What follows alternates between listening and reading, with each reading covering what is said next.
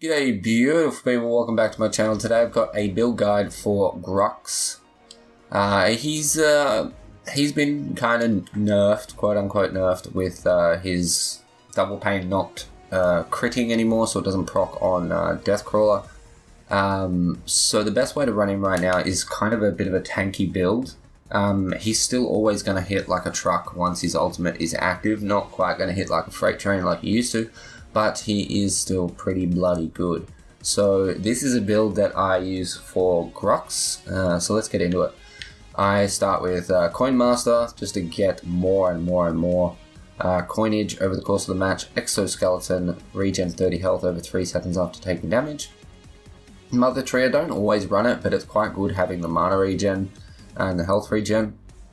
Flame of Zekken, just because it's really good having a jungler or an offlaner, or even a mid laner that has Flame of Zekken.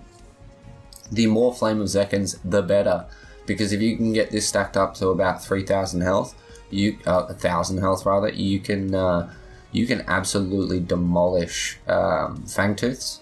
Then we have Nitro Boost, just to help me keep up with people, and then keep that CC train going. Growth Totem, which is one of my usual endgame build cards.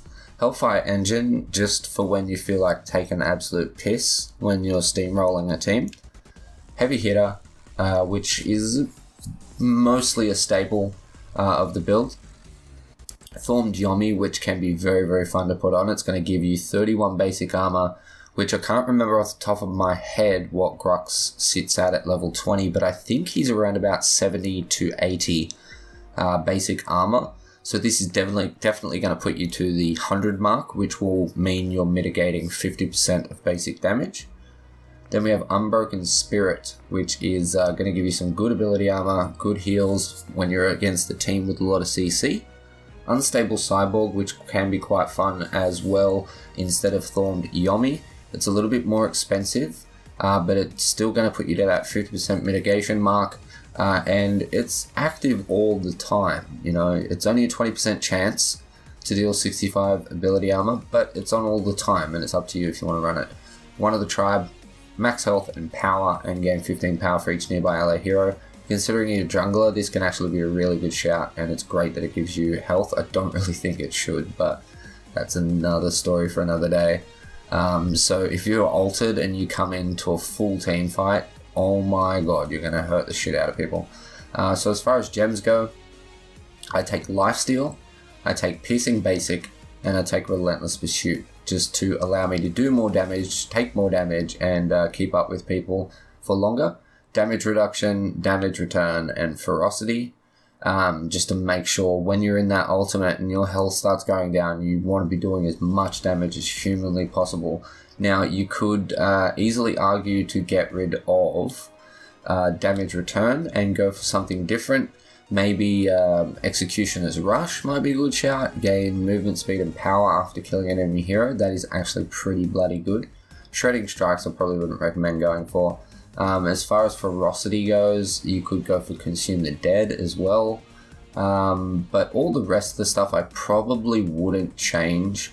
The only thing I would maybe recommend is getting rid of one of them and actually going for, let's just get rid of Damage Return for a second, and maybe going for Onslaught.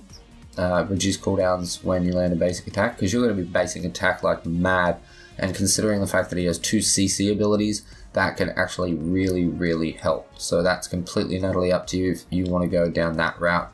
It is no worse than what I'm actually running here. It's potentially better. So end builds would most of the time be Growth Totem, Heavy Hitter, and then depending on whether there is a lot of CC on the team, I would go for Unbroken Spirit.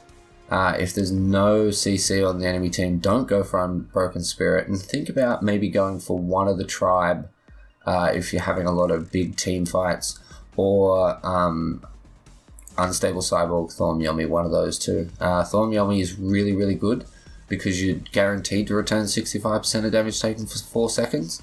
But Unstable Cyborg, don't underestimate it. As I said, both of them are going to get you to your 50% mitigation, so that's a good shout. So always run Growth Totem on this build. I always run heavy hitter, just because his double pain may not crit anymore, so it won't proc Deathcrawler, but it is still a basic attack damage ability, so it's going to proc off of this. So the more you can increase the amount of damage you do through your ultimate, the better. And then I toss up between one of those 4 cards, so use one of them based on what you need. So that's my build for Grux, guys. I hope you enjoyed it. If you did, smash the like button, leave me a comment, let me know what you think. And if you do try it out, make sure you let me know how you went, and subscribe for more Paragon content. With that said, thank you so much for watching. I love your face, and I'll catch you in the next one. Peace.